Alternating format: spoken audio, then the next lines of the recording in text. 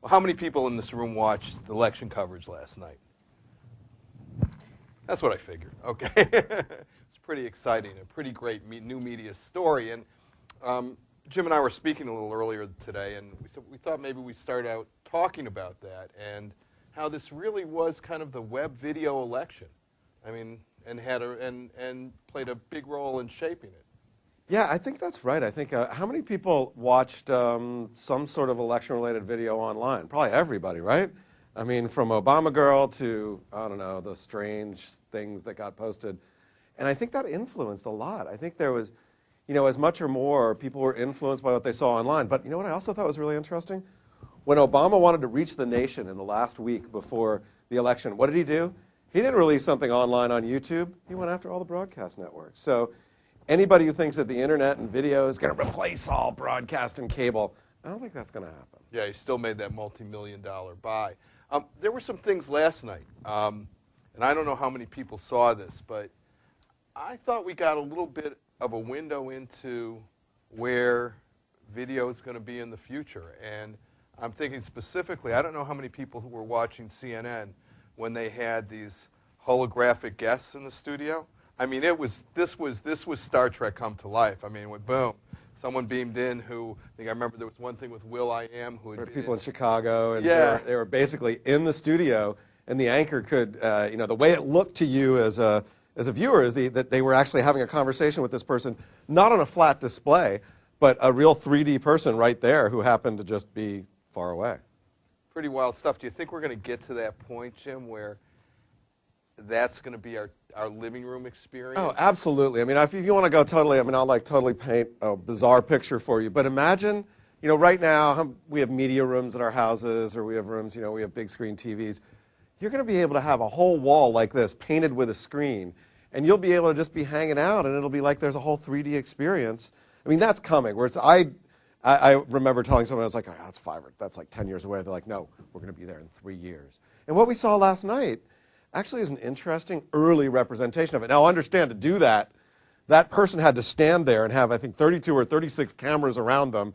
They had 20 computers in a truck just basically synthesizing and putting the image together and then shooting it over a big broadband connection. And you know, when the anchor was in the studio, they weren't actually talking to that holographic representation. That was actually put together in another video truck to make it all go together. But still, I thought the ability to sort of see it from the back and the front, and it was like they were right there. That was just, I mean, those are the baby steps of that sort of 3D holographic presentation that we'll all be experiencing 10 or 15 years from now, or if not less. And we know that. I mean, I'm looking here. They're filming us with these cameras here that, I mean, just a few years ago, these would have been huge, you know, and they'd be $60,000, $75,000 Ikegami cameras. So we put an HD studio together out in San Francisco to do our shows. Like a little, and I've built $30 million, $40 million studios for Tech TV, ZDTV. So when I was there and launched that network, and you know, cameras, like huge cameras that were like you said, hundreds of thousands of dollars.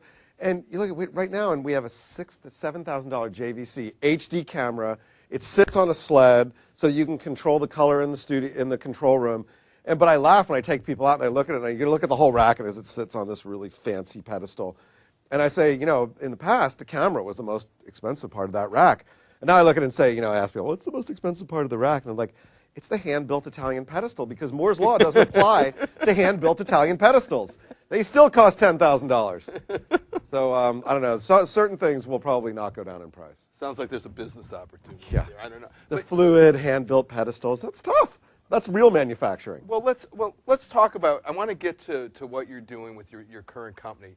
But give us kind of like the quick overview, how you got from, I mean, you're kind of like Web 0.00 to Web almost 3.0. Even worse than that. I mean, it's really cool actually being here at NYIT, because I went to grad school at NYU back in, and this is the business school, so I didn't go to school for media, which kind of people who've worked for me are like, oh yeah, that figures.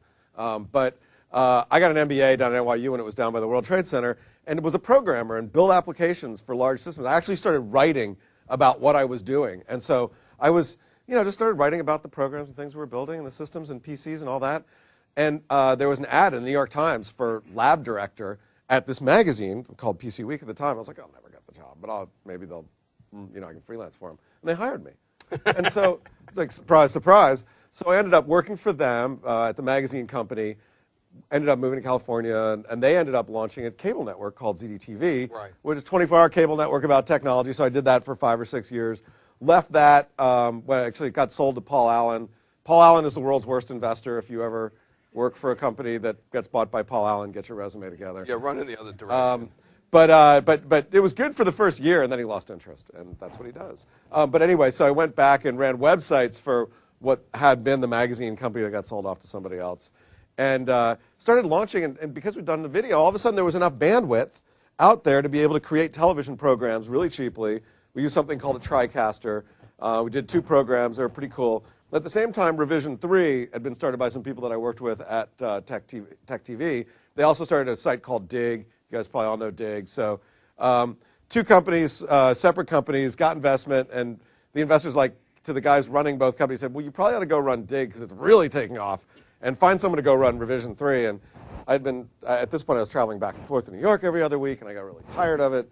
And I also knew that the future was in internet video. So I'd been on the magazine side when the web came out and saw how the web totally transformed magazines.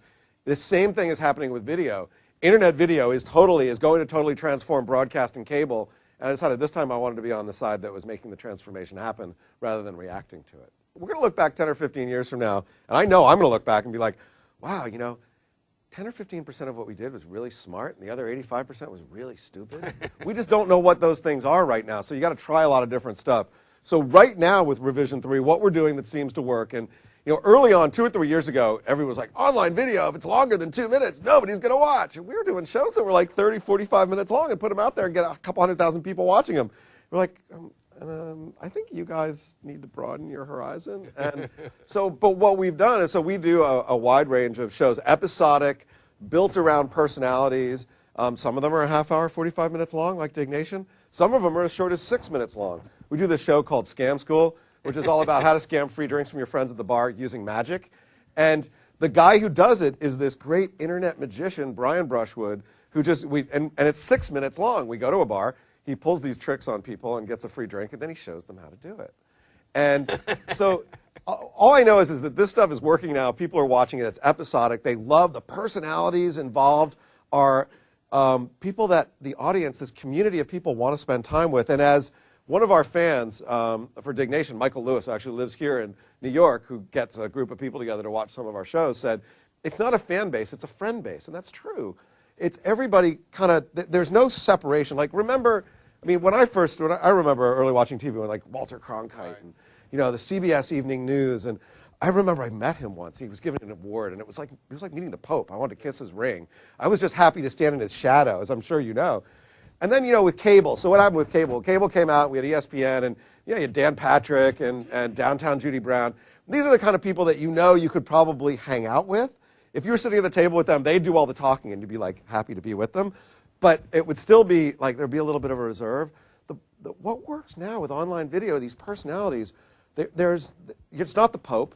It's not somebody who's going to sit there and do all the time. It's just a friend and somebody that you enjoy hanging out with. And so what we do is we build programs around these people, passionate about topics, really cool, engaging, entertaining, real and authentic, the kind of people that we all just want to hang out with. They just happen to be slightly better at presenting in front of the camera.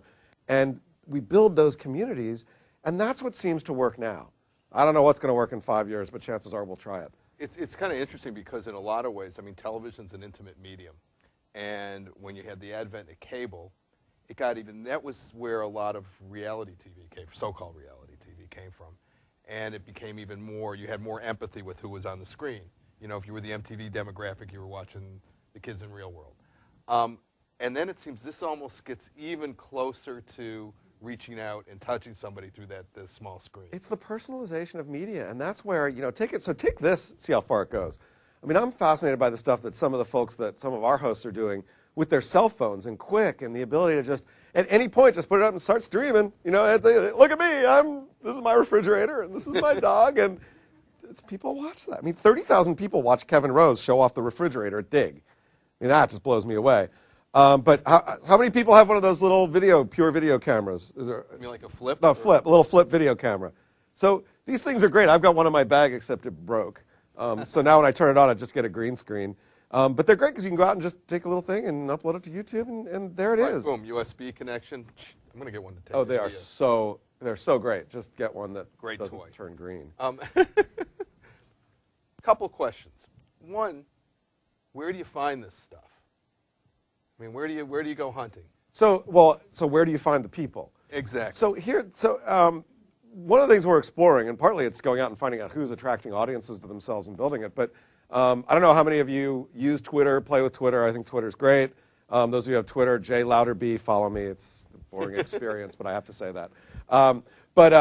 So Twitter has this thing called Twitterholic, where what they do is they rank Twitter users by the number of followers. Really cool. Top 100. Kevin Rose, who hosts Dig Nation, who started Dig in Revision 3, he was number 1 for a long time with like 80,000 followers. He was actually surpassed a month ago by Barack Obama, which I guess we'll give him that. Okay. I'm not sure if Barack's going to be Twittering too much anymore, so maybe Kevin will be 100 up there. But 10 of our hosts come from early there. adapter that you are. Is there anybody in here who doesn't know what Twitter is? Okay, Twitter is a micro blogging service. What it does is you go in and you follow people, and then when you leave a message, it's up to 140 characters. So it says, "What are you doing now?" And it's like, "I'm sitting here listening to people on stage at NYIT." And so you should check it out. It's a really cool way to keep in touch with your friends. It's really addicting too. There's a real news application to But- it. Oh, I'm stuck in an airport in Newark and I'm reined in. But actually, what's happened with news, and this is kind of a sidelight, but when an earthquake happens, you can find out on Twitter in a microsecond, because somebody there is going to say, "Oh my God, there's an earthquake happening," and it can take the news organizations 4 or 5 seconds.